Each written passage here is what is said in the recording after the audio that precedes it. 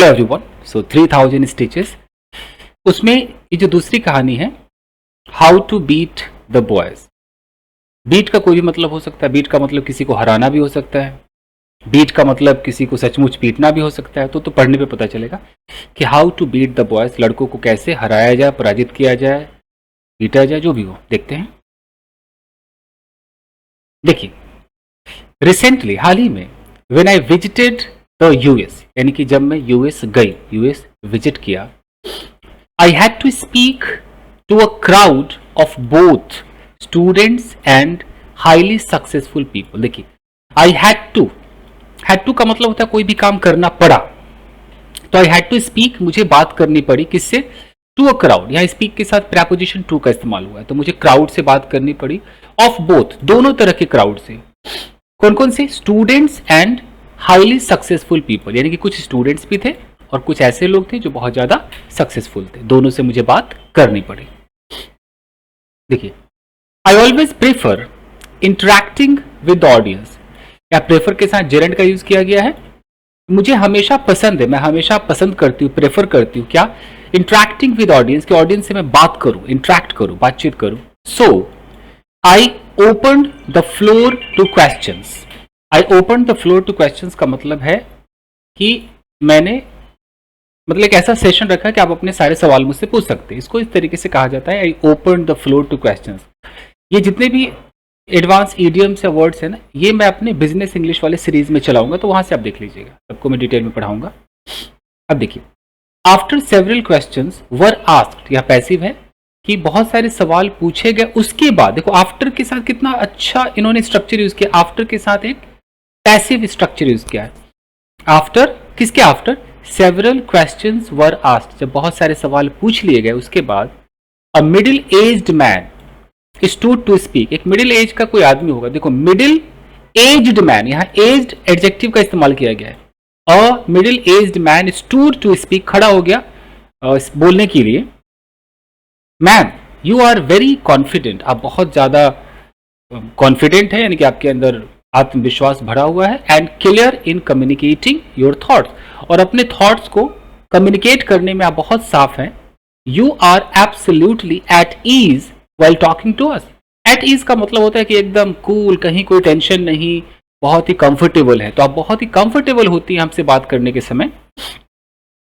I was direct का मतलब है कि मैं एकदम बिंदास बोली। प्लीज डोंट प्रेज मी, मुझे इस तरीके से मक्खन न लगाइए। आस्क मी योर क्वेश्चन, अपना सवाल पूछिए। I think you must have studied abroad. I think, मुझे लगता है आपने पक्का पढ़ा होगा। देखो, मस्ट हैव यहां पर क्या हम अंदाजा लगा रहे, बट बहुत ज्यादा डाउट में है, तो स्पेकुलेशन वाला मॉडल यूज हुआ है। I think you must have studied abroad, आप पक्का अब्रोड पढ़ी होंगी। अच्छा, अब्रोड से पहले कोई इन नहीं है, कोई एट नहीं है, क्योंकि अब्रोड को एडवर्ब ऑफ प्लेस कहा जाता है, जो प्रेपोजिशन नहीं लेता है। और done your MBA from a university in the west, और हो सकता है कि किसी पश्चिम के यूनिवर्सिटी से, अमेरिका वगैरह से ही आपने एमबीए किया होगा।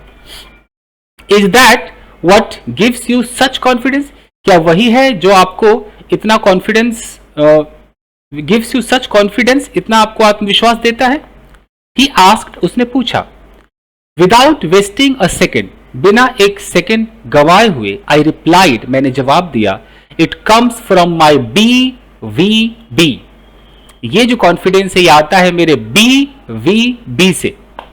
ही सीम्ड पजल्ड, वो बड़ा ही उलझा हुआ सा दिखाई देने लगा, मतलब कंफ्यूज्ड हो गया वो।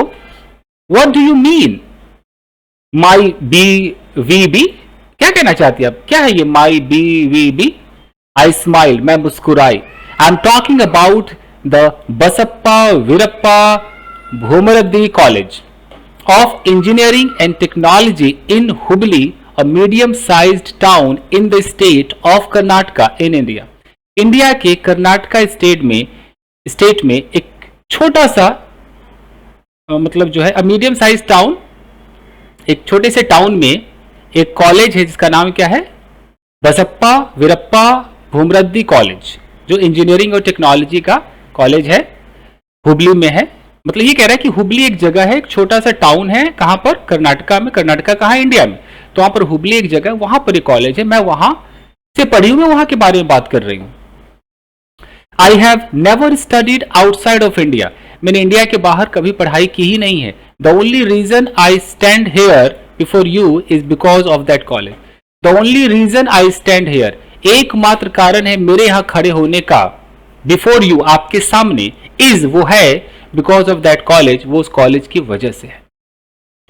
इन a lighter vein, lighter vein का मतलब है कि बहुत ही नॉर्मल तरीके से, बिना सीरियस हुए, in a lighter vein I continued, मैंने अपनी बातें जारी रखी, I am sure that the young people in the software industry, मैं बिल्कुल श्योर हूं कि जितने भी नौजवान लोग हैं सॉफ्टवेयर इंडस्ट्री में, who are present here today, जो इस वक्त यहां पर मौजूद है, will appreciate the contribution of Infosys, वो इन्फोसिस के कंट्रीब्यूशन का, योगदान को अप्रिशिएट करेंगे, सराहेंगे, टू इंडिया, जो इंडिया को भी कंट्रीब्यूट किया है, and to the USA, US को भी कंट्रीब्यूट किया है।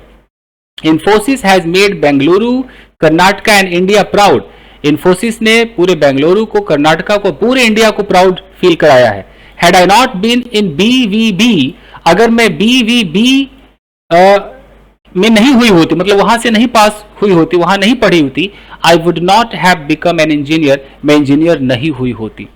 अब ये जो हैड है ना, जैसे हम लोग क्या बोलते हैं, इफ से बोलते हैं, हम कहते हैं कि if I had not been, पुरानी इंग्लिश में इफ को हटा करके हैड को पहले रखा जाता है, ये भी एक अच्छा तरीका है बोलने का।